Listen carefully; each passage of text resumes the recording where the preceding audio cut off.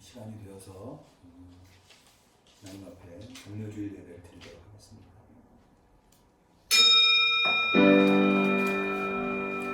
할렐루야 할렐루야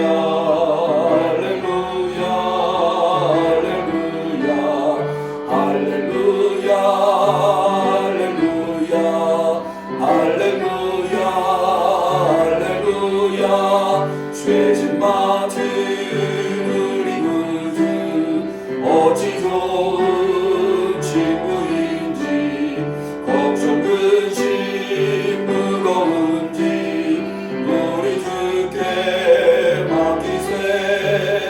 할렐루야 할렐루야 할렐루야 할렐루야 할렐루야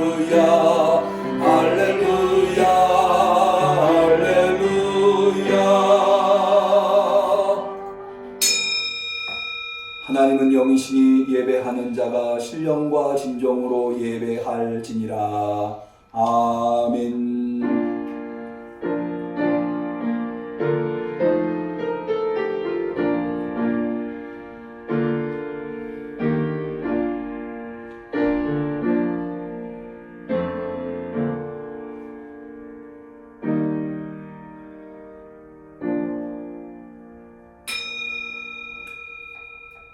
여호와께 감사하라. 주는 선하시며 그 인자하심이 영원하미로다. 이제 이스라엘은 말하기를 그 인자하심이 영원하다 할지로다. 아멘. 하나님의 인자하심을 힘입어서 이렇게 험악한 세상 가운데에서도 주 앞에 나와 종료주일 예배로 영광 올려드리게 하신 것 참으로 감사를 드립니다. 주의 은혜로 마련된 예배의 자리오니 이 자리에 하감하여 주옵시고 우리의 예배를 복되게 하옵소서. 예수님의 이름으로 기도 올리옵나이다. 아멘.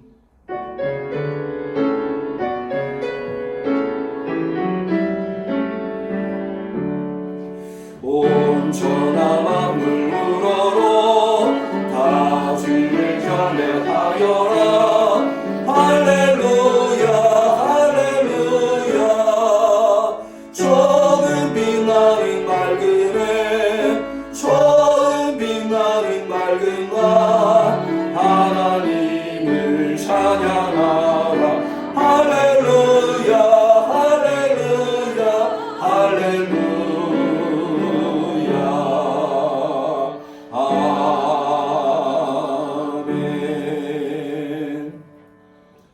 예배의 주인이신 하나님 앞에 우리의 신앙을 고백할 때에 전능하사 천지를 만드신 하나님 아버지를 내가 믿사오며 그 외아들 우리 주 예수 그리스도를 믿사오니 이는 성령으로 잉태하사 동정녀 마리아에게 나시고 본디오 빌라도에게 고난을 받으사 십자가에 못 박혀 죽으시고 장사한 지 사흘 만에 죽은 자 가운데서 다시 살아나시며 하늘에 오르사 전능하신 하나님 우편에 앉아 계시다가 저리로서 산자와 죽은 자를 심판하러 오시리라. 성령을 믿사오며 거룩한 공회와 성도가 서로 통하는 것과 죄를 사하여 주시는 것과 몸이 다시 사는 것과 영원히 사는 것을 믿사옵나이다. 아멘.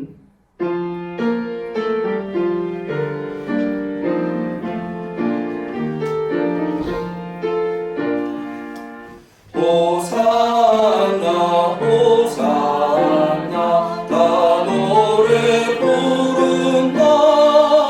수많은 아이들이 즐거운 노래로 그 품에 안에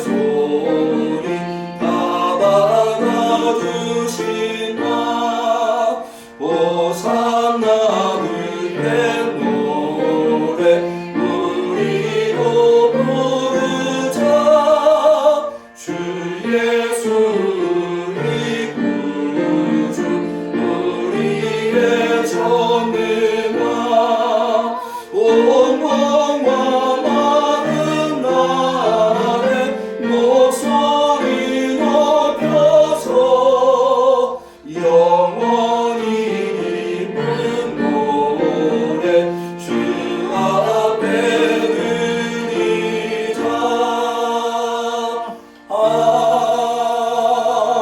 아멘. 오늘은 부활절 직전 주일인 종려 주일로서 이제 고난주간이 시작되기 때문에 오늘 기도는 회중 기도는 종려 주일 공동 기도문으로 교단 예식서에 제공되어 있는 기도문을 선택해 보았습니다. 우리 성도님들께서는 늘 그러하듯이 앞에 스크린을 참고하시면서 인도자 부분은 제가 하고 회중 부분은 우리 성도님들께서 해주셔서 종려주일 공동기도문을 같이 하나님 앞에 기도 올리도록 하겠습니다. 기도드리십니다. 우리의 구원주께서 우리를 위하여 죽으시고 무덤에 묻히셨으며 부활하셨습니다. 주님을 사랑하며 경배하고 또 우리의 필요를 주님께 아뢰니다. 그리스도께서 우리의 스승이 되십니다. 우리를 위하여 주님께서 죽기까지 순종하셨습니다. 모든 일에 하나님의 뜻을 따를 수 있도록 우리를 가르치소서. 십자가 위에서 죽으심으로 우리의 생명이 되신 주님, 주님께서 죄악과 사망의 권세를 깨뜨리셨습니다. 우리가 주님과 함께 죽을 수 있게 하시고 주님과 함께 영광 중에 부활하게 하소서. 우리의 능력이 되신 주님, 주님께서 멸시를 당하셨고 정죄를 받으셨으며 몸소 비천하게 되셨습니다. 세상을 구원하신 주님의 겸손하심을 우리에게도 가르쳐 주시옵소서. 우리의 구세주가 되신 주님, 주님께서는 지극하신 사랑으로 주님의 생명을 저희에게 주셨나이다. 우리로 하여금 서로 사랑하게 하옵소서. 우리의 구세주 그리스도시여, 주님은 십자가 위에서 팔을 크게 펼치사 모든 시간을 껴안으셨나이다. 모든 흩어진 하나님의 자녀들을 주님의 나라로 불러 모으소서. 예수님 하나님의 어린 양이시여, 우리에게 자비를 베푸소서. 예수님 우리의 죄를 짊어지시는 주여, 우리에게 자비를 베푸소서. 예수님 세상을 구원하시는 주여, 우리에게 평화를 주소서.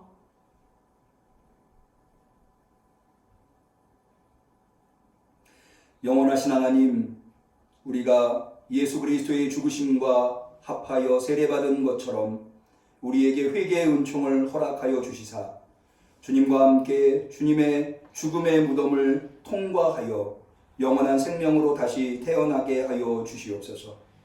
주님은 우리를 위하여 순환을 당하시고 죽으시고 묻히시고 부활하신 우리의 구원자 예수 그리스도 한 분 하나님이시나이다. 아멘.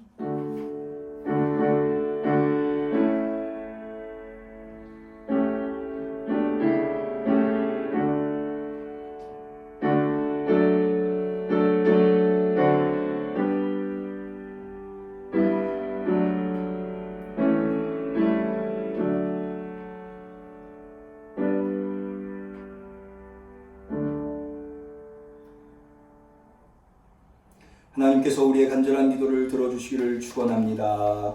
아멘.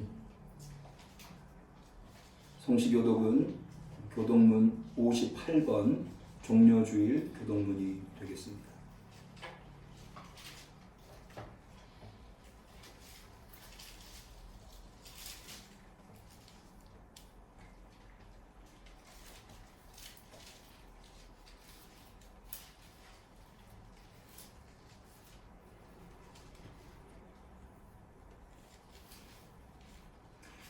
교독문 58번 종려주일 교독문.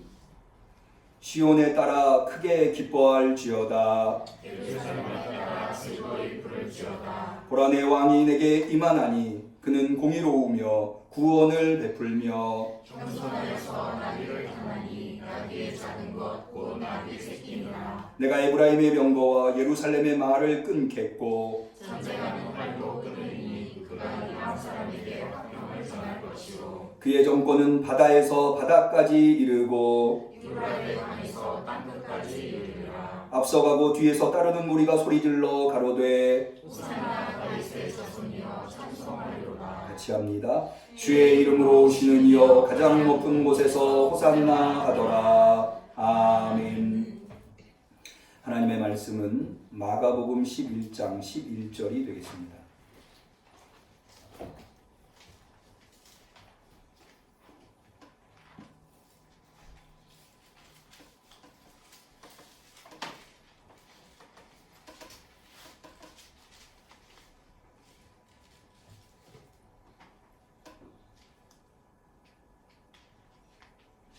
(2020년도) 종료주일 예배에 참여하시는 우리 성도님들에게 하나님께서 사랑으로 주신 하나님의 말씀 마가복음 11장 11절 말씀을 우리 모두 다 소리내어서 정성껏 받들어 있도록 하겠습니다.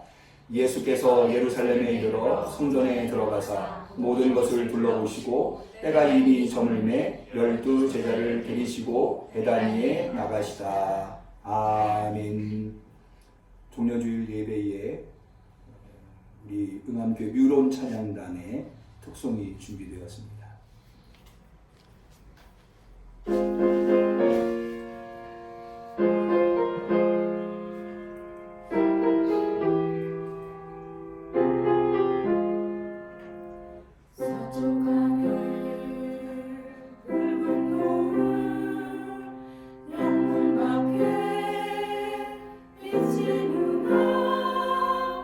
연약하오 두 함께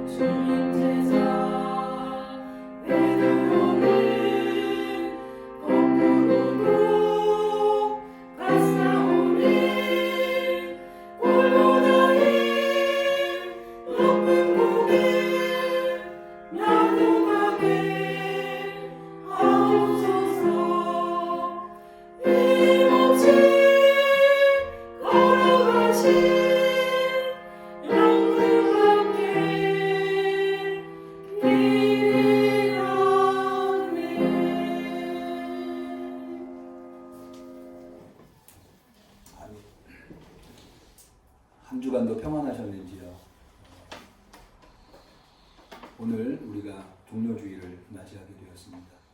예수님께서 십자가에 운명하신 날 일주일 전에 예수님은 예루살렘에 입성하시는데 이것을 기념하는 것이 바로 종려주일입니다. 이 주일을 예루살렘에 예수님께서 입성하시는 날을 특별히 기념하는 주일을 종려주일이라고 부르는 이유는 예수님이 예루살렘에 입성하실 때 사람들이 종려나무 가지를 예수님이 가시는 길에 깔아드리고 뿐만 아니라 종려나무 가지를 들고 흔들었기 때문입니다. 이 사진을 좀 보여주실까요?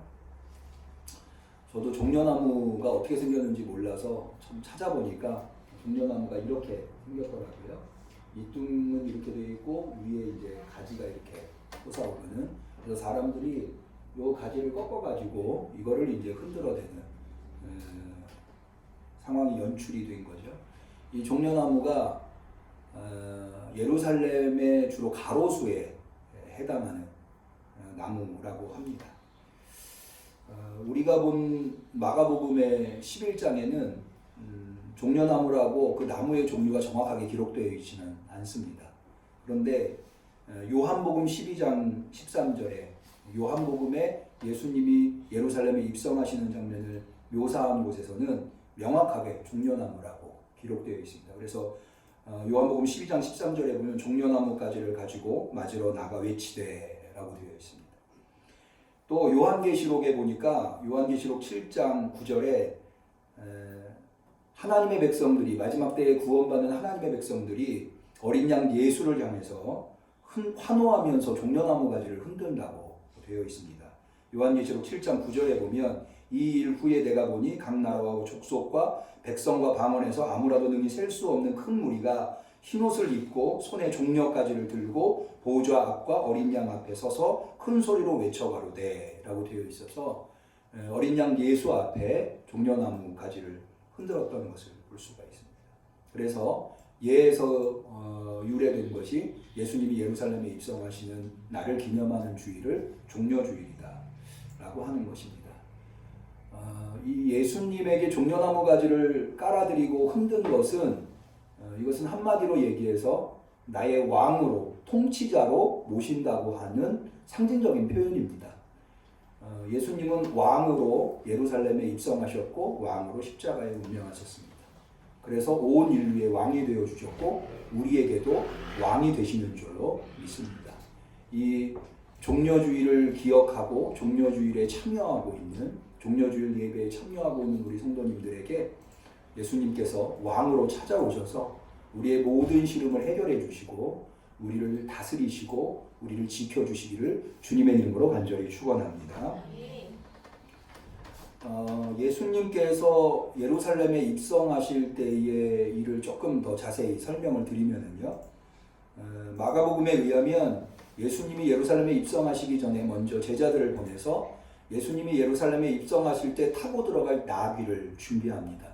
예수님은 나귀가 없었기 때문에 나귀를 마련하기 위해서 제자들을 보내는데 나귀를 발견하면 나귀 주인이 있지 않겠습니까? 나귀 주인을 만나면 주가 쓰시겠다 하라라고 얘기하고 나귀를 가져오라는 것입니다.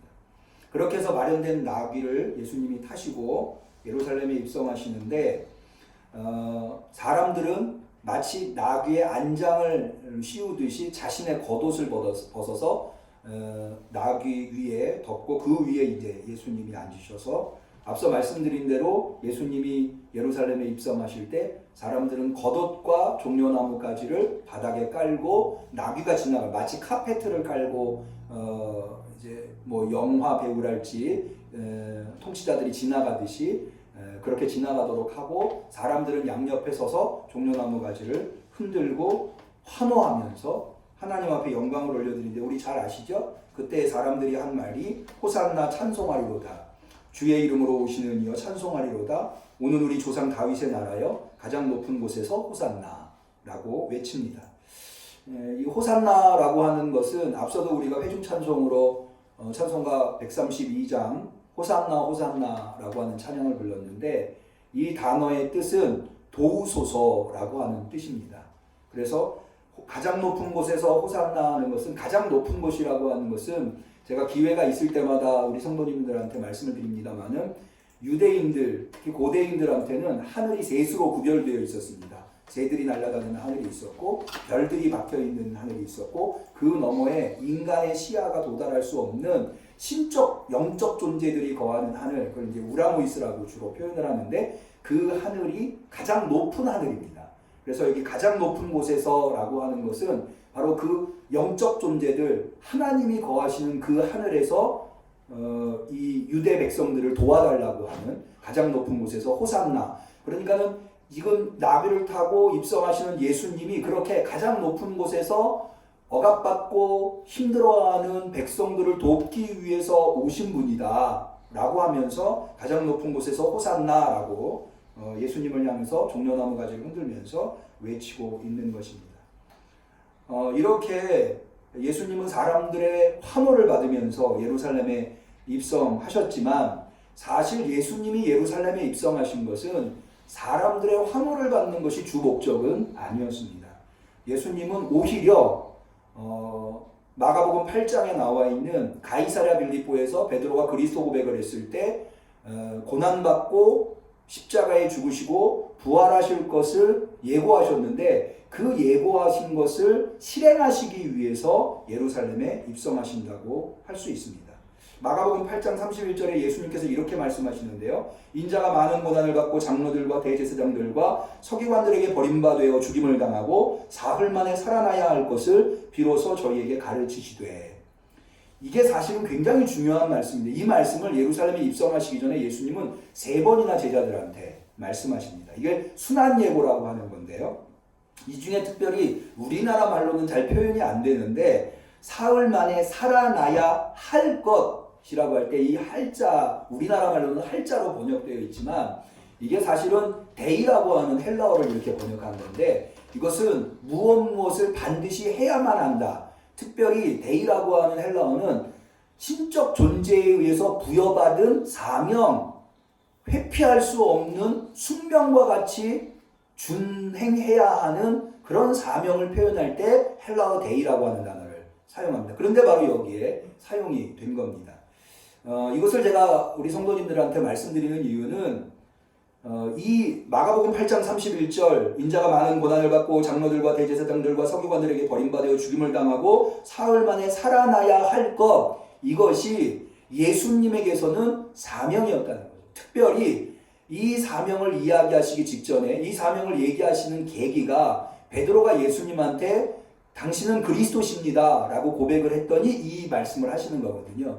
그러니까는 예수님이 깨닫고 있었던, 예수님이 책임감을 느꼈었던 그리스도로서의, 자신이 그리스도라면 모름지기 반드시 해야 할 사명은 무엇이었는가 하면 바로 많은 고난을 받고 장로들과 대제사장들과 서기관들에게 버림받아 죽임을 당하고 사흘 만에 살아나야 할 것, 이것이 바로 예수님이 깨닫고 있었고 반드시 수행해야만 한다고 의무감을 가지고 있었던 그리스도로서의 사명이었다는 거죠. 그러니까는 이것을 통해서 우리가 알 수 있는 것은 우리는 예수님이 어떤 분들은 기적을 행하시고 무리를 걸으시고 풍랑을 잠잠케 하시고 귀신을 내쫓으시고 죽은 자를 살리시고 병자를 치료하시고 또 물고기 2마리 보리떡 5개로 5,000명을 먹이셨다고 하는 것, 그런 것들을 통해서 예수님이 그리스도라고 고백하지만 사실은 예수님이 그리스도가 되시는 이유는 병자를 고치셨기 때문도 아니고 무리를 걸으셨기 때문도 아니고 죽은 자를 살리셨기 때문도 아니고 바로 고난당하고 십자가에 죽으시고 부활하셨기 때문에 그분은 그리스도가 되셨다고 하는 것, 이것을 우리가 분명히 알아야 할 것입니다. 이 사명은 사실은 반육신적인 사명입니다. 육신을 가지고 있는 인간으로서 이 사명을 감당한다고 하는 것은 늘 힘들고 어려운 일이었습니다. 그래서 예수님께서는 예루살렘에서 그런 일들을 행하셔야 되겠기에 예루살렘으로 가시기로 굳게 결심을 하셨다고 누가복음 9장 51절에는 기록되어 있습니다. 이렇게 말씀하십니다. 예수께서 승천하실 기약의 차감에 예루살렘을 향하여 올라가기로 굳게 결심하시고, 이래서 이 예루살렘에서 예수님이 고난당하시고 십자가에 죽으시고 부활하셔야만 하는 이 그리스도적 사명, 이 사명을 감당하는 것이 결코 어떤 영광이나 환호를 받는 일이 아니기 때문에 이것을 수행하기 위해서 예루살렘으로 향하시기로 굳게 결심하셨다. 그 결심을 통해서 지금 예수님이 예루살렘에 입성하고 있으신 것이다 라고 할 수가 있겠습니다. 이제 오늘 예수님께서 예루살렘에 입성하신 이후에 예수님의 아주 중요한 생에서 가장 중요한 일주일, 우리가 흔히 이 일주일을 홀리 웍이라고 해가지고 거룩한 일주일이라고 이야기를 합니다. 이 일주일을 이제 돌아오는 한 주간 지내게 됐는데요. 제가 우리 성도님들의 담임 목사로서 당부드릴 것은, 예전 같았으면 우리가 이제 종려주일 예배를 드리고 매일매일 예수님께서 어떤 일들을 행하셨는지를 우리가 기억하면서 또 성금요 예배도 드리고 새벽 기도도 하고 그랬을 텐데, 우리가 지금 코로나 전국 때문에 그럴 수 없는 상황에 놓여 있지만, 그러나 그럼에도 불구하고 그럴수록 더욱더 우리의 각자의 삶 속에서 예수님의 거룩한 일주일, 이 고난주간을 의미 있게 보내실 수 있으시기를 당부드립니다. 그래서 오늘 차제에 예수님께서 어떻게 일주일을 보내셨는가, 이것을 한 번 더, 우리 많은 분들이 알고 계시지만 한 번 더 좀 되짚어보는 시간을 가지려고 하는데요. 우리 그림을 한번 좀 띄워주실까요? 네. 이 그림, 다음 그림, 예수님의 거룩한 일주일. 예. 예수님의 거룩한 일주일을 보시면 여기 스크린을 좀 참고하시면은요, 예수님께서 예루살렘에 입성하신 것, 이거는 마가복음을 기준으로 해서 예수님의 거룩한 일주일을 구성한 것입니다. 왜 마가복음, 이게 복음서마다 조금씩 다르기 때문에 어떤 기준이 필요해서 마가복음을 기준으로 삼은 것이고, 마가복음을 기준으로 삼은 이유는 사복음서 중에 가장 먼저 기록된 복음서가 마가복음이라고 알려져 있기 때문에 마가복음을 중심으로 해서 작성한 것이라고 이해해 주시면 되겠습니다. 그래서 예수님께서 예루살렘에 입성하신 요일이 우리식으로 얘기하면 일요일이다. 왜냐하면 토요일 다음이 일요일인데, 토요일은 유대인들에 의하면 안식일이기 때문에 이렇게 이동하거나 뭐 이런 일들을 잘 안 합니다. 그래서 예수님이 예루살렘에 입성하신 것은 일요일, 우리식으로 얘기하면 주일에 해당을 하고요. 일요일날 예수님께서 예루살렘에 입성하셔서 처음으로 성전에 들어가셨다가 그냥 둘러보시고 베다니로 옮겨가십니다. 이게 이제 베다니 그림인데요. 앞에 그림 지도를 한번 다시 보여주실까요? 이게 이제 팔레스타인 지역에, 여기가 이른바 여기가 사해고, 이 위쪽으로 요단강이고요. 이 위에 이제 갈릴리 호수가 있습니다. 그런데 예루살렘이 여기입니다. 이 베다니가 예수님께서 거룩한 일주일을 지내실 때 낮에는 예루살렘에 계셨고요, 저녁에는 베다니로 가셨습니다. 이게 남동쪽에 여기 한 4km, 5km 정도 떨어져 있는, 그러니까는 이 역천동에서 얘기하자면 이렇게 얘기하면 어떨지 모르겠어요. 수색쯤 되는 곳, 이쪽을 이렇게 오고 가시면서 예수님께서 거룩한 일주일을 보내셨다, 이렇게 말씀을 드릴 수가 있습니다. 그러니까 저녁에 주무시는 곳은 베단이었고 예루살렘은 낮에 활동하는 것이었다, 이렇게 일주일을 보내십니다. 됐고요. 그 다음에 이렇게 월요일 날은, 다음 그림을 보여주시면, 월요일 날은 이렇게 성전을 둘러보시기만 하시고 베다니로 돌아가시고요. 그 다음 날 예수님께서 성전으로 다시 행하시면서 잎사귀만 무성한, 열매는 없는 잎사귀만 무성한 무화과 나무를 저주하시고 성전을 숙청하시는, 성전에서 왜 장사꾼들을 내어쫓으시고 기구를 다니는 것을 허락지 않으시는 그런 행위를 하신 것이 월요일이고요. 그 다음에 이제 그날도 이렇게 하시고 다시 베다니로 가셨다가 화요일날 다시 예루살렘으로 오셔서 이 무화과 나무가 뿌리채 말라 있는 것을 보시고 거기에 대한 교훈을 말씀하신 후에 성전에 들어가셔서 여러 가지 일들을 하시게 됩니다. 그 다음에 이제 수요일 날 우리가 잘 알고 있는 옥합을 깨트린, 그래서 예수님의 머리에 붓는 사건이 있었고요. 그 다음에 목요일 날부터 이제 좀 성경에 자세하게 기록이 나오는데요. 목요일 날 저녁에 우리가 잘 알고 있는 최후의 만찬이 이루어집니다. 그리고는 겟세마네 동산, 최후의 만찬이 끝난 다음에 겟세마네 동산에 가서 기도를 하시는데, 마가복음에 의하면 12제자가 모두 다 예수님을 따라서 겟세마네로 가십니다. 사실 이 겟세마네라고 하는 곳은 감람산인데요. 여기가 이제 예루살렘의 북쪽에 위치하고 있는 산입니다. 근데 이 감람산이라고 하는, 감람나무가 심겨 있기 때문에 감람산이라고 하는데, 감람나무가 뭐냐면 올리브나무입니다. 그래서 이 감람산에 이 올리브 나무 산에 이 겟세마네라고 하는 곳은 올리브 나무를 심는 이유가 뭘까요? 올리브 기름을 짜기 위함이죠. 올리브유를 얻기 위해서. 그래서 여기 기름 짜는 곳이 있었습니다. 이 겟세마네라고 하는 말이 바로 기름 짜는 곳이라고 하는 의미입니다. 그러니까 감람산에 기름 짜는 곳에서 예수님께서 몸에서 기름을 짜내듯이 땀방울이 핏방울이 되시듯이 기도하셨다고 하는 것은 매우 의미 있는 일이 아닌가 생각을 해보고요. 그 다음에 이제 이 겟세마네 동산에서 기도할 때 12제자가 다 따라가지만 따라가기는 12제자가 다 따라가는데 베드로, 야고보, 요한, 예수님의 측근 중에 측근이죠. 베드로, 야고보, 요한을 더 안으로 데리고 들어가시면서 특별히 기도 부탁을 하시는, 나와 함께 깨어 있어 달라라고 기도 부탁을 하시는. 그리고는 예수님이 조금 더 나가셔서 따로 기도하시게 되죠. 그때 뭐 하시는 기도 여러분 잘 아시죠? 아바 아버지여 이 잔을 내게서 돌려주옵소서. 그러나 내 원대로 마옵시고 아버지의 원대로 하옵소서 라고 하는 기도를 하시게 되죠. 그리고 난 다음에 그렇게 기도하시는 중에 가룟 유다가 데리고 온 군인들에 의해서, 이 군인들은요 로마 군인이 아니고 대제사장 휘하에 있었던 군인 사병들이 있었습니다. 왜 그런가 하면 대제사장에게는 예루살렘 성전의 질서를 유지해야 할 의무가 있었거든요. 그래서 유지권을 발동하기 위해서 대제사장 휘하에 군인들을 둘 수 있었습니다. 그래서 그 군인들을 데리고 가서 예수님을 체포해 오게 됩니다. 그래서 예수님께서 목요일날 밤에 산헤드린 공회원들이 모여있는 곳에서 대제사장에게 신문을 받습니다. 그때 이제 대제사장은 네가 그리스도냐? 하나님의 아들이냐? 이런 질문을 받게 되는 거죠. 그리고는 여기에서 사형 언도를 받으십니다. 이거는 사형에 우리가 더 무슨 말을 들을 필요가 있겠느냐? 예수는 사형에 해당하는 죄목을 그러니까 사형을 언도하게 되는 거죠. 그런데 여기서 우리가 한 가지 많은 분들이 이렇게 알고 계시는데요. 유대인들은 사형을 내릴 수 있는, 사형을 판결할 수 있는 권한이 없기 때문에 당시에 실제적인 권력을 가지고 있는 로마 총독인 빌라도한테 간 것이다 라고 이야기를 하는데 그렇지 않습니다. 그거는 정확한 해석은 아니고요. 예수님을 빌라도에게 보낸 이유는 사형 심판권이 없기 때문이 아니라, 예컨대 사도행전에 보면 스테반이 똑같이 성전에서 대제사장 앞에서 증언을 하게 됩니다.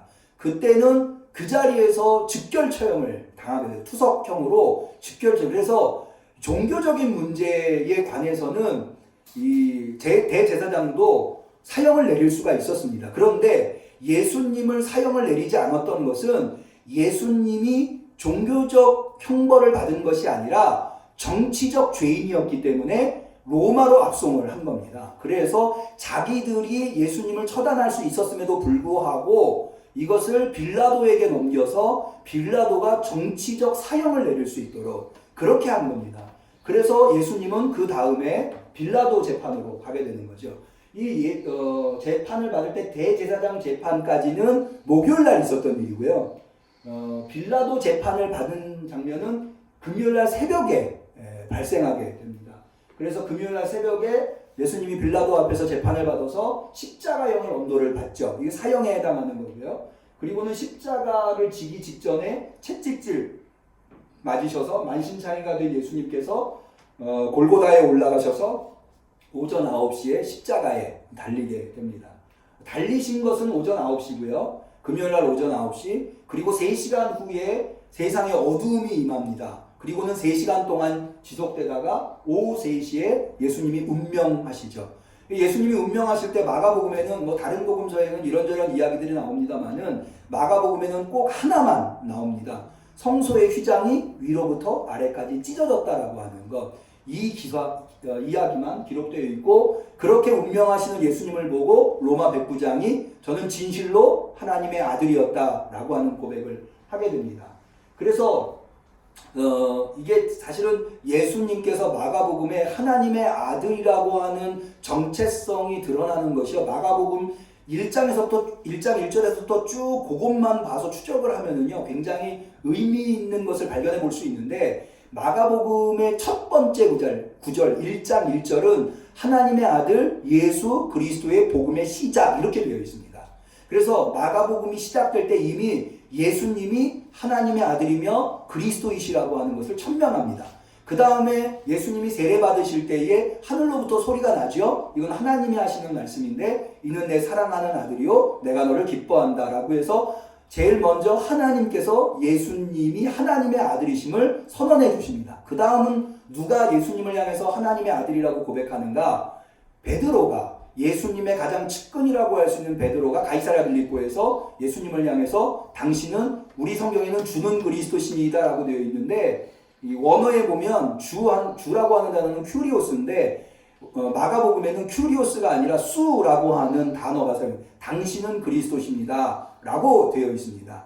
그러니까 좀 번역이 조금 번역에 부족한 부분이 있다고 할 수 있는 거죠. 어쨌든 베드로가 예수님을 그리스도로, 그러니까 그리스도와 하나님의 아들은 사실은 같은 의미를 마가복음 1장 1절에서 알 수 있죠. 하나님의 아들 예수 그리스도의 복음의 시작 이렇게 되어 있으니까 그리스도와 하나님의 아들이라고 하는 것이 같은 의미라고 하는 것. 그 다음에 이제 맨 마지막으로 예수님이 십자가에 운명하실 때 로마 백부장이 예수님을 하나님의 아들이라고. 그래서 이것은 어찌 보면 예수님의 사역이 완성되는 십자가에 운명하시는 순간 로마 백부장은 사실은 하나님의 구원에서 가장 멀리 떨어져 있는 사람이라고 할 수 있는데 그 사람까지도 하나님의 아들로서 고백함으로써 십자가 사건을 통해서 온 인류에게 예수님이 하나님의 아들로 그리스도로 나타내셨다라고 하는 것을 우리가 알아볼 수가 있는 거죠.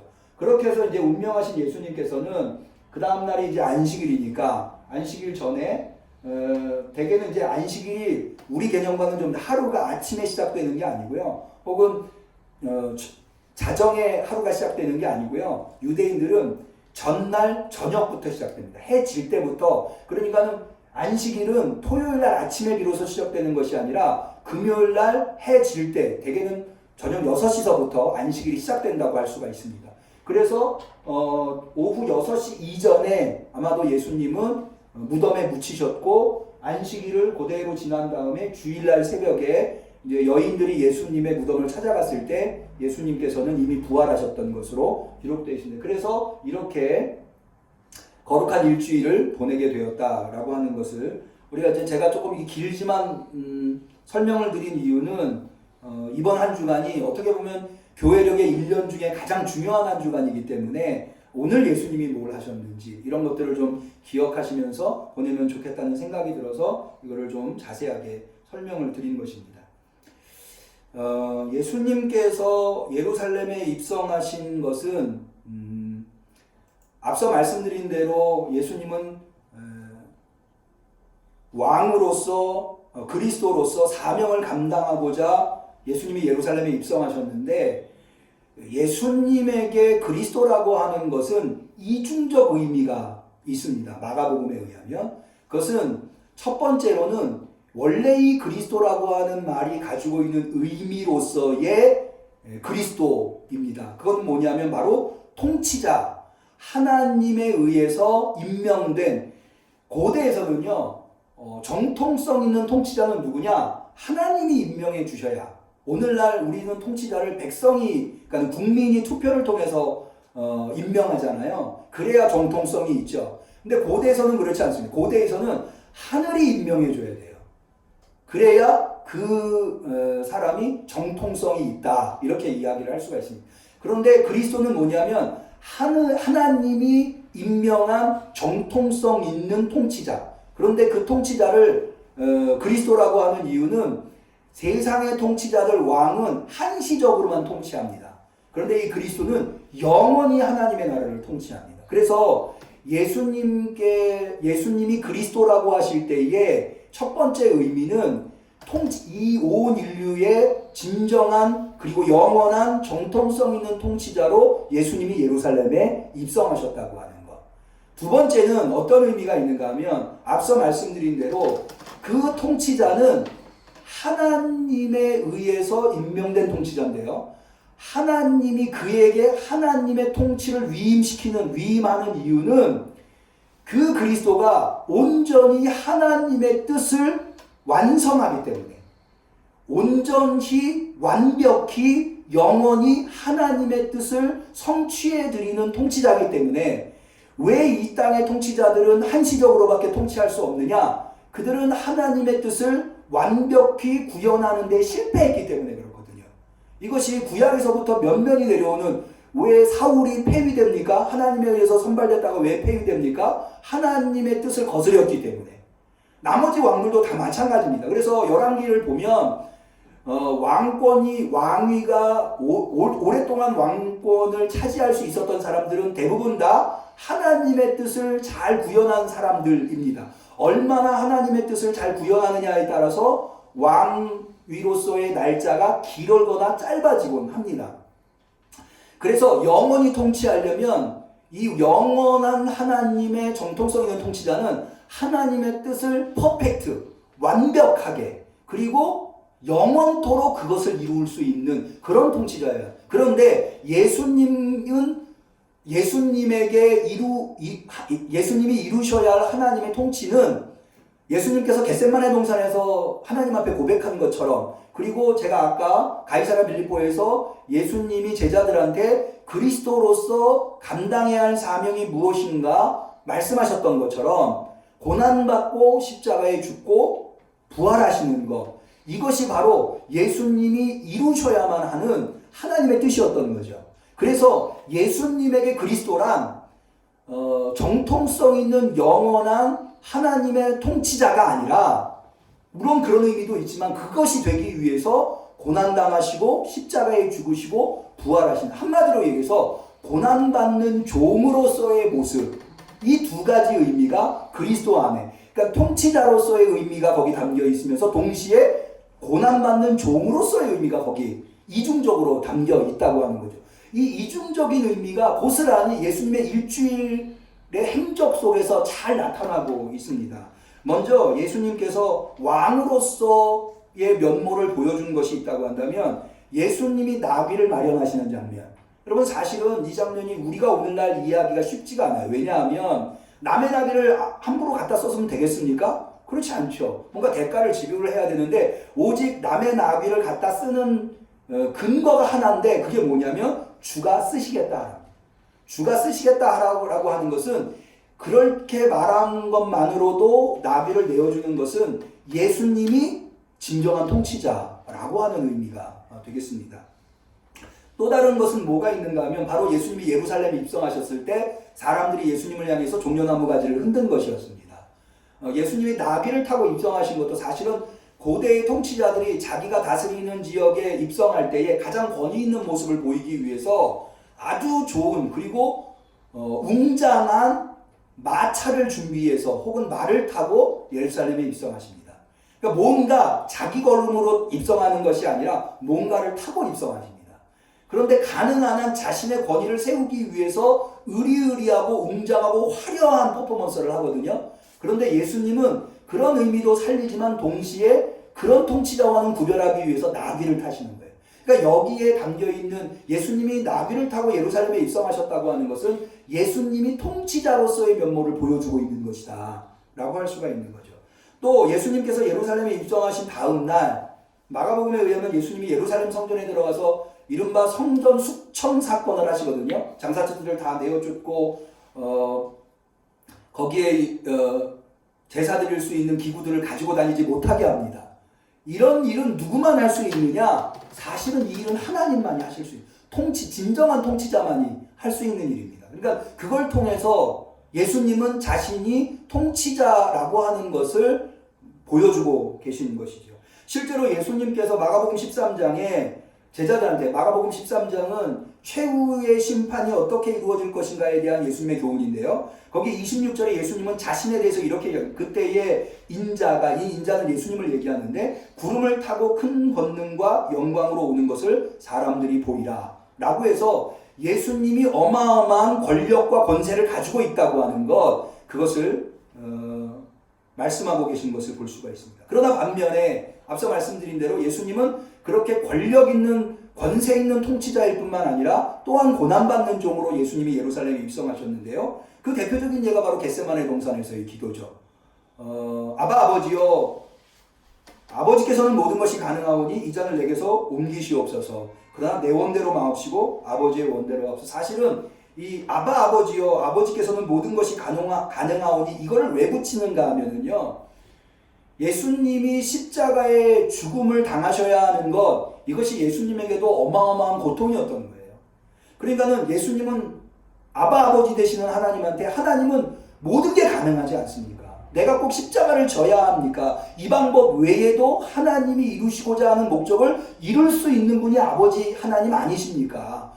그러니 다른 방법을 선택해 달라고 간청하는 내용이 여기 담겨 있는 거예요.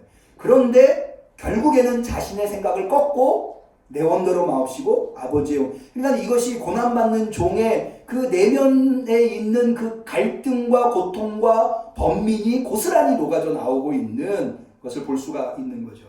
그 다음으로 예수님이 고난받는 종의 면모를 볼 수 있는 게, 예수님이 뭐니 해도 예수님의 십자가 모습이죠. 예수님께서 빌라도에게 재판을 받으실 때에 십자가형을 언도받으시고 채찍질을 당하시죠. 이게 얼마나 참혹한 모습인가를 우리는 간혹 영화를 통해서 발견해 볼 수가 있죠. 뿐만 아니라 로마 병정들이 예수님에게 얼마나 조롱과 희롱을 합니까? 마가복음 15장 19절 이하에 보면 갈대로 그의 머리를 치며, 갈대로 예수님의 머리를 치는 거예요. 제가 뉴스를 보니까 요즘 코로나가 전 세계 유행인데, 인도에서는 이 자가격리 이걸 지키지 않는 사람들을 막 경찰이 때리기도 하고 쪼그를 띵뛰기도 시키고, 우리나라에서는 생각해 볼 수 없는, 우리 어렸을 때 잘못하면 선생님한테 체벌 받듯이 거기에서는 경찰이 그렇게 하더라고요. 그런데 어른이 그런, 머리가 하얀 어른이 그런 걸 하고 있으니까 참 우리가 보기에는 그렇더라고요. 그런데 예수님한테 이런 것과는 비교도 할 수 없는 아주 치욕과 모욕을 안겨주는, 머리를 때리고 갈대로 막 머리를 때리면서 그 다음에 침을 뱉으면서 또 희롱을 하고 완전히 옷을 발가벗겨가지고 이렇게 십자가에 매다는 이런 모습은 정말로 누구라도 회피하고 싶은 그런 모습인 거죠.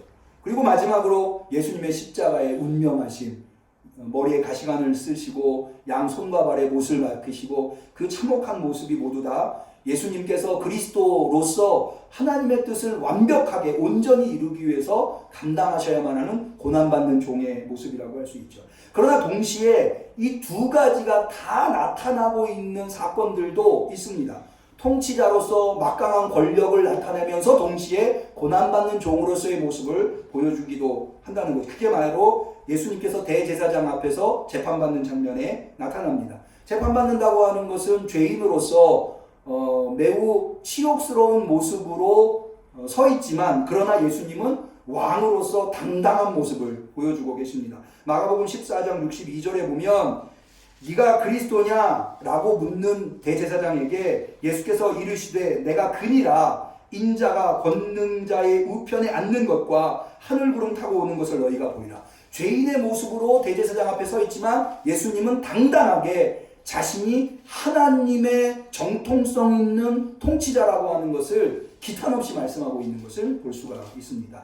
또 십자가 위에서도 아까 그렇게 처참하게 십자가에 운명하시지만 로마 백부장을 통해서 예수님이 진실로 하나님의 아들이었다라고 하는 것, 이것이 마치 동면의 양면, 동전의 양면, 서로 전혀 붙을 수 없는 하나님의 정통성 있는 막강한 권력을 가진 통치자의 모습과 고난받는 종으로서의 모습이 반대편에 있는 것 같지만 예수님 안에서는 한 덩어리로 지금 자리하고 있다고 하는 것을 우리가 발견해 볼 수 있습니다. 그러한 모습을 보이고 있는 것이 바로 예수님의 예루살렘 입성이고 마지막 일주일이었다라고 하는 것. 그러니까는 우리가 이런 것들을 생각해 볼 때에 더욱더 하나님의 은혜에 감격할 수밖에 없는 것이, 예수님은 누구와도 견줄 수 없는 하나님의 정통성 있는 가장 강력한 권세를, 하나님의 권세를 가지고 계신 분임에도 불구하고 우리를 구원하시기 위해서 그 모진 고통을 당하셨다고 하는 것. 그냥 그럴 만한 고통을 당하신 분이 그랬다면 모르겠는데 전혀 그런 고통을 당하실 이유도 없고 그래서도 안 되는 그런 분이, 우리 중에 가장 높은 곳에 계셨던 그분이 찾아오셔서 우리를 구원하시기 위해서 그 모진 고통을 당하셨다고 하는 것을 생각해 본다고 한다면 그 은혜가 얼마나 한량없는가라고 라고 하는 것을 깨닫게 됩니다. 저는 오늘 본문을 통해서 특별히 11장 11절 말씀을 선택해 봤는데요. 이 말씀을 선택한 이유는 이겁니다. 이게 참 제게는 이상스럽게 보이는 하나님의 말씀이기 때문에 그렇습니다. 왜 그게 이상스러우냐? 자, 그 내용은 다시 한번 볼까요? 11절에 예수께서 예루살렘에 이르러 성전에 들어가사 모든 것을 둘러보시고 때가 이미 저물매 12제자를 데리고 베다니로 가시다. 예수님이 예루살렘에 입성, 그 환호를 받으시면서 예수님이 예루살렘에 입성하셨어요. 그리고는 성전에, 예루살렘 성전에 가서 모든 것을 둘러보셨어요. 그리고는 아무것도 하지 않으세요. 그리고는 때가 저물어서 베다니로 들어가셨다는 거예요. 여러분, 이게 이상하지 않으세요? 제가 왜 이상하게 느꼈는가 하면, 여러분, 예수님이 예루살렘에 입성하셨을 때 사람들이 환호했어요. 왜 환호했을까요? 진정한 통치자가 왔다고, 그래서 종려나무 가지를 흔든 건 아닙니까? 자기 겉옷을 예수님이 지나가시는 나귀 앞에 깔아놓은 건 아닙니까? 그것은 열광이고 축제였어요. 그런 예수님께서 예루살렘 성전에 들어가셨어요. 그럼 그날 뭔가 일어날 것이라고 하는 기대를 사람들이 하지 않을까요? 예수님을 향해서 사람들이 뭐라고 환호했죠? 호산나, 호산나. 가장 높은 곳에서 호산나 했어요. 예수님이 하나님이 보내신 우리를 도우시기 위해서 오신 분이라고 고백했다고요. 그렇게 열광스럽게 마치 축제와도 같이 사람들이 예수님을 따라왔어요. 그리고는 그 사람들이 예수님과 함께 예루살렘 성전에 들어가셨어요. 예수님이 가시는 예루살렘 성전을 가실 때에 사람들이 따라가면서 무슨 생각을 했겠습니까? 아, 예수님께서 드디어 성전에서 뭔가를 하시겠구나. 그러고 기대하지 않겠습니까? 그때 따르는 사람들만 기대합니까? 오늘 우리도 사실은 성경을 읽으면서 뭔가 예수님이 대단한 일을 하시겠구나라고 기대할 텐데 마가복음은 아무 일도 하지 않으세요. 그냥 모든 것을 둘러보시고 저녁이 되어서 베다니로 들어가셨다는 거예요.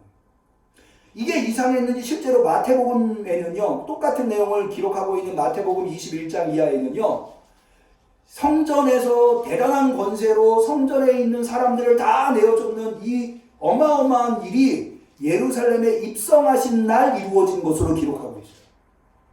마가복음 21장 10절 이하에 보면 예수께서 예루살렘에 들어가시니 온 성이 소동하여 가로되 이는 누구뇨 하거늘 무리가 가로되 갈릴리 나사렛에서 나온 선지자 예수라 하시니 예수께서 성전에 들어가시사 성전 안에서 매매하는 모든 자들을 내어 쫓으시며 돈 바꾸는 자들의 상과 비둘기 파는 자들의 의자를 둘러엎으시고 이렇게 입성하신 날 바로 성전에서 장사꾼들을 내어 쫓은 일만 하신 게 아니고요. 입성하신 날 또 뭐 도하시냐면 소경과 저는 자들이 성전에서 예수께 나옴에 고쳐주세요.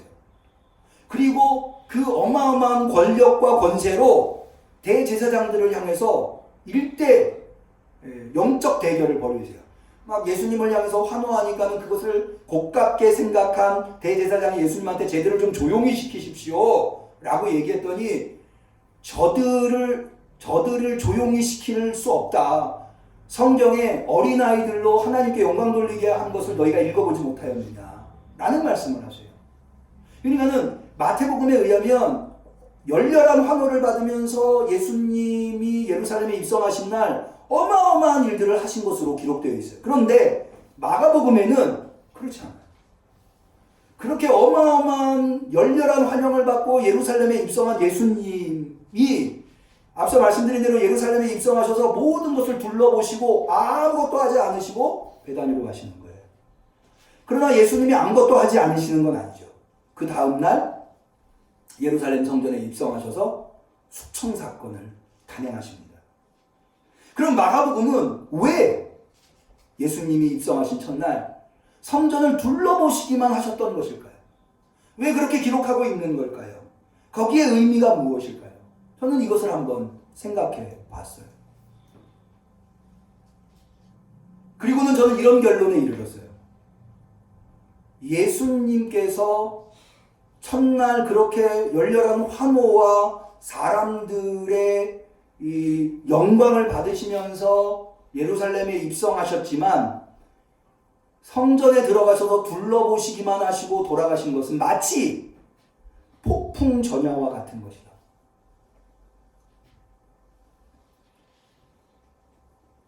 예수님께서 예루살렘에 입성하셔서 바로 그 사람들의 환호에 부응하시면서 성전에 들어가셔서 대단한 권세를 보여주시는 것도 좋겠지만 하루 정도의 텀을 두시는, 그래서 모든 것을 둘러보시는 예수님의 모습을 생각하게 만들려고 하는 것이 이 마가복음의 기록의 목적이 아니었겠는가.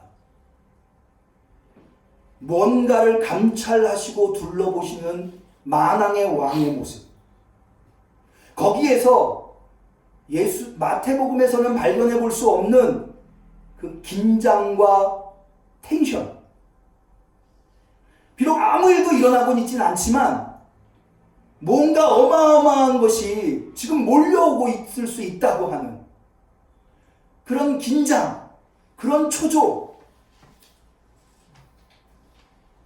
저는 이것이 바로 오늘 우리들의 모습이 아닌가. 하나님의 심판이 당장 이루어지고 있지는 않지만 하나님의 심판은 언젠가는 이루어집니다. 그 하나님의 심판이 이루어지기 직전에 폭풍 전야와도 같이 긴장과 이 두려움, 지금이 그 시기가 아닌, 그것을 보여주기 위해서 마가복음은 이렇게 기록한 것이 아닌가. 여러분, 사실 하나님께서 구약에서 하나님의 백성을 심판할 때 하나님은 대부분 이렇게 둘러보시는 과정을 거치십니다. 하나님은 다짜고짜 하나님의 백성들을 심판하신 분이 아니십니다. 먼저 하나님은 예언서를 잘 읽어보세요. 하나님은 하나님의 심판을 하시기 전에 이스라엘의 범죄상을 낱낱이 고발하십니다. 어떻게 그렇게 속속들이 다 알고 계신지 모를 정도로 하나님이 낱낱이 이스라엘을 고발하십니다. 이스라엘을 그렇게 고발하실 수 있는 이유가 뭘까요? 하나님은 이스라엘을 마치 예수님이 예루살렘 성에 입성한 성전에 오셔서 모든 것을 둘러보시듯 하나님은 모든 것을 보셨던 거예요. 그렇기 때문에 누가 잘못했고 누가 잘했고 누가 어떻게 했는지, 그것이 무슨 결과를 가져왔는지 다 헤아리고 계신 거예요. 여러분 보세요. 에덴 동산에서 하나님은 어떠하셨어요? 아담과 하와가 선악과를 따먹을 때 하나님은 다 알고 계셨어요. 창세기 3장 8절에 그들이 날이 서늘할 때에 동산에 거니시는 여호와 하나님의 음성을 듣고, 동산은 거니셔요. 동산에서 어떤 일이 있었는지 하나님은 감찰하고 계신 거예요. 애굽 시대에도 마찬가지입니다. 이스라엘이 애굽에서 고통당할 때 하나님은 모세에게 이렇게 말씀하십니다. 여호와께서 가라사대 때 내가 애굽에 있는 내 백성의 고통을 정령히 보고 그들이 그 간역자로 인하여 부르짖음을 듣고 그 의고를 알고, 그래서 하나님은 이스라엘을 애굽에서부터 건져내십니다. 그래서 세례 요한의 아버지는 사가랴 찬가라고 하는 누가복음 1장 67절 이하에 나오는 내용에 이렇게 고백합니다. 찬송하리로다 주 이스라엘의 하나님이여 그 백성을 돌아보사 속량하시며. 그래서 이스라엘의 하나님은 늘 돌아보시는 하나님이셨어요. 돌아보시는 하나님, 그 하나님의 모습을 지금 예수님이 예루살렘 성전에서 보여주고 있는 것입니다. 여러분, 아직 우리는 하나님의 심판 앞에 서 있지 않은지 몰라요. 우리가 얼마나 수많은 범죄를 하였는가를 우리 스스로 잘 알고 있죠. 그럼에도 불구하고 아직 우리에게 아무 일도 일어나고 있지 않다고 해서 우리가 안전한 게 아니라는 거예요. 우리가 그렇게 잘못 행했음에도 불구하고 우리에게 아무 일도 일어나지 않을 때 우리는 긴장할 수 있어요. 왜? 예수님이 예루살렘 성전을 둘러보시듯 우리를 지금 불꽃 같은 눈동자로 지켜보고 계시고 있는지 몰라요. 우리가 아직은 심판이 임하기 전에 뭔가 해야 돼요. 우리가 잘못했다고 하는 것을 알고 있다면, 인정한다면, 우리는 그 심판이 눈앞에 펼쳐지기 전에, 아직은 아무 일도 일어나기 전에 우리는 그 잘못을 하나님 앞에 철저하게, 주님 앞에 철저하게 회개하는 기회를 가져야 돼요. 아직 예수님이 예루살렘 성전을 둘러보실 때에 우리에게는 기회가 있는 거예요. 회개의 기회를 주시는 거예요. 하나님의 진노가 임박하기 전에 먼저 회개할 수 있도록, 그래서 우리는 이 기간에 아무 일도 일어나지 않을 때 우리는 먼저 행동해서 하나님의 진노를 하나님의 긍휼로 바꿔놓을 수 있어요. 그게 바로 오늘날 한국 교회가 해야 할 일이에요. 아무 일도 일어나지 않는다고 해서 다 괜찮은 게 아니에요. 일어날 일은 반드시 일어나고야 말 겁니다. 그 일어날 일이 반드시 일어나기 전에 아직은 하나님이 둘러보시고 계실 때에 한국교회는 회개해야 하며 우리 성도들은 회개해야 합니다. 그 기회를 주고 있는 거예요. 우리는 오늘로부터 예수님의 고난을 기억하는 고난주간을 맞이하게 될 겁니다. 저는 이 고난주간에 우리가 철저하게 우리를 불꽃 같은 눈동자로 지켜보고 계신, 그렇게 어마어마한 열광과 환호로 예루살렘에 입성하셨던 예수님께서 엄청난 권세를 가지고 계신 그분이 예루살렘 성전의 모든 것을 둘러보시는 순간에 긴장해야 하듯이 우리는 이 일주일을 긴장하며 두려움과 떨림으로 주님 앞에서 회개함으로 주님의 진노를 주님의 긍휼로 바꾸어낼 수 있는, 그래서 십자가의 은혜를 입을 수 있는 우리 응암교회 성도님들이 다 되시기를 주님의 이름으로 간절히 축원합니다. 기도하겠습니다. 아직까지도 우리를 참아주시고 우리에게 기회를 허락하시사 우리를 무한한 사랑으로 품어주시려고 하시는 주님의 의도를 깨닫게 하여 주옵소서.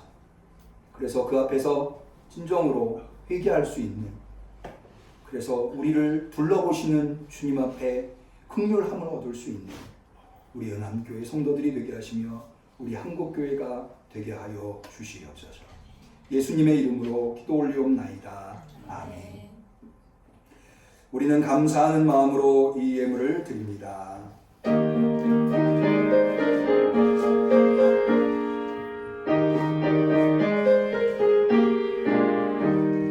세상 모든 풍파 너를 흔들어 이 약한 마음 낙심하게 될 때에 내려주신 주의 복을 세워라. 주의 크신 복을 내가 알리라.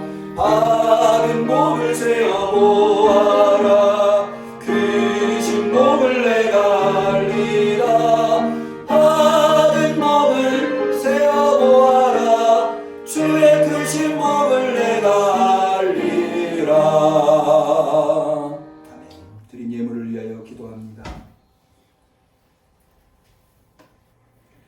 만복의 근원이신 참으로 좋으신 하나님 아버지, 우리에게 예수 그리스도를 보내주시옵시고 그분이 하나님이 보내주신 정통성 있는 영원한 통치자임을 깨닫게 하여 주시옵시사. 주님이 십자가에 달리시기 위해서 예루살렘에 입성한 종려주의를 맞이하여서 주의 은혜에 감격하며 주 앞에 나와 예배드리되 주님이 베풀어 주신 은혜의 천분지일 만분지일이라도 보답하고자 이렇게 정성껏 준비한 예물을 올려 드리옵나이다. 주여, 우리의 눈물 어린 예물을 받아 주시옵소서. 주님, 세상이 물질 때문에 아우성입니다. 이곳저곳에서 힘들고 어렵다고 부르짖고 있나이다. 하오나 우리 응암교회 성도들, 힘들고 어렵지만 모든 것이 주님으로부터 왔기에 주님이 우리의 통치자이시기에 주님의 손에 내어 드립니다. 이것이 우리 성도들의 피요 눈물이요 땀입니다. 주여, 이것을 귀히 받아 주시옵시고 우리 성도들의 삶에 주님께서 주인이 되어 주시옵시사. 힘들고 어렵지 않게 하여 주옵시고 눈물 흘리는 일 생기지 않게 하시고 주님 많이 베풀고 남을 수 있는, 주님이 맡겨주신 사명을 감당할 수 있는 우리 성도들 다 되게 하여 주옵소서. 주님이 이 예물도 축복하여 주시옵시사. 주님이 맡겨주신 성전건축의 사명을 온전히 감당하기에 부족함이 없는 우리 응암교회, 영혼구원의 사명을 감당하기에 부족함이 없는 우리 응암교회, 그런 교회가 될 수 있도록 이 예물이 사용되게 도와주옵소서. 간절히 축복하며 감사하며 예수님의 이름으로 기도 올리옵나이다. 아멘. 우리 광고의 시간을 갖겠습니다. 이번 주에도 아직까지 코로나 전국이 해소되지 않아서 각 가정에서 동영상으로 예배를 드리게 되었습니다. 돌아온 한 주간 다시 한 번 더 당부의 말씀을 드리면 고난주간입니다. 꼭 예수님의 십자가의 고난을 기억하시면서 자신을 돌아보면서 더욱더 주님을 붙드실 수 있는, 십자가를 붙드실 수 있는 우리 성도님들이 다 되셨으면 합니다.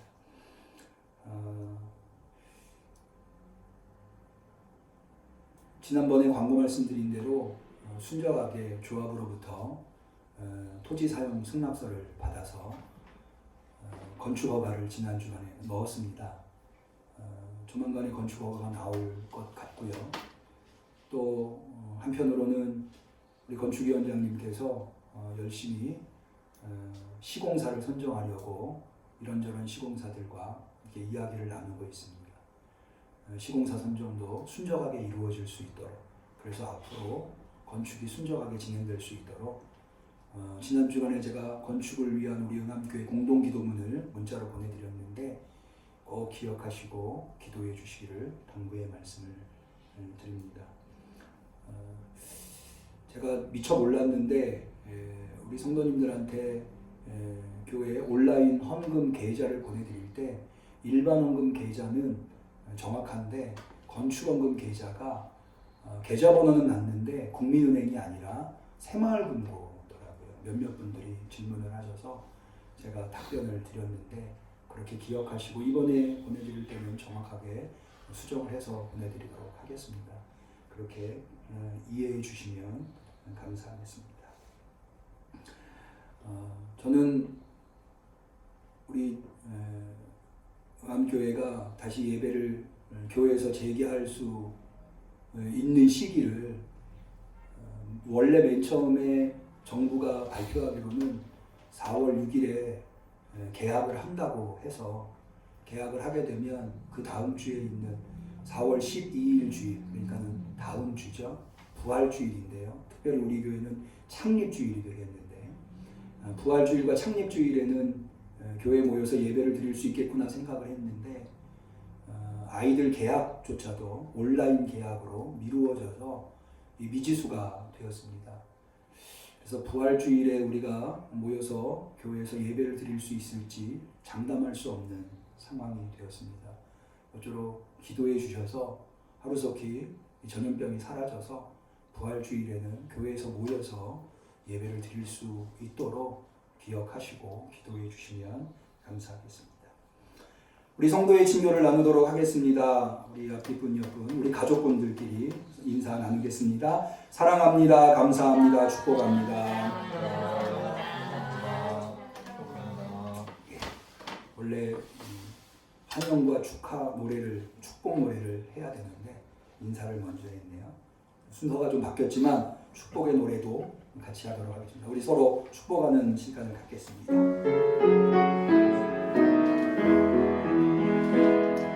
사랑하는 자여 나의 영혼이 잘됨같이 언제나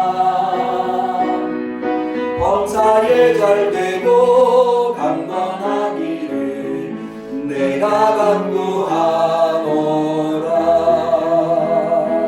우리 하나님께 영광의 박수를 올립니다.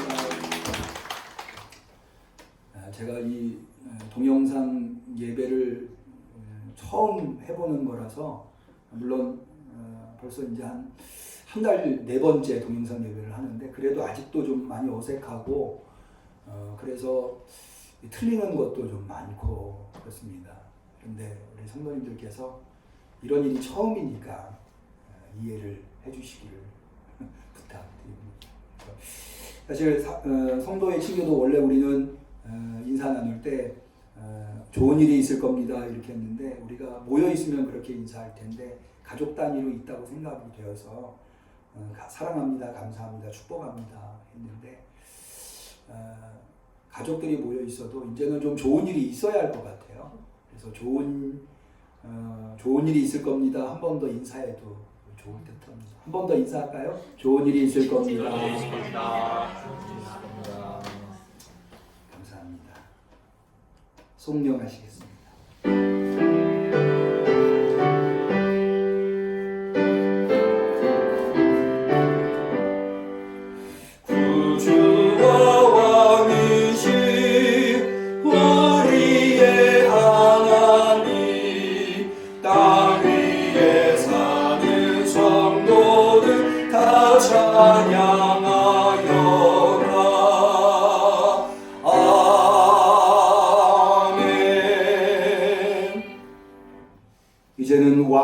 또 고난의 종으로 이 땅에 오신 예수 그리스도의 은혜와 하나님 아버지의 사랑과 성령님의 교통하심 충만하심 역사하심, 우리가 주님 앞에 잘못한 것 많이 있음에도 불구하고 아직 아무 일이 일어나지 않는다고 해서 안일하게 있는 것이 아니라 고난주간을 맞이하여서 또 부활주의를 맞이해야 되겠기에 주님 앞에 철저히 회개하며 주님의 진노를 은혜로 긍휼로 바꾸기로 결단하는 우리 성도들 머리머리 위에, 우리 응암교회 위에, 이 나라의 민족 위에, 세계 열방 중에 지금부터 영원까지 함께 하시기를 간절히 축원하옵나이다.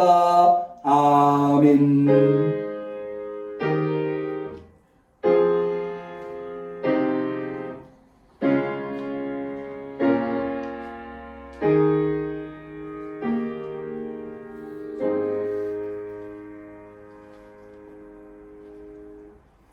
예배를 모두 마치겠습니다. 수고들 하셨습니다.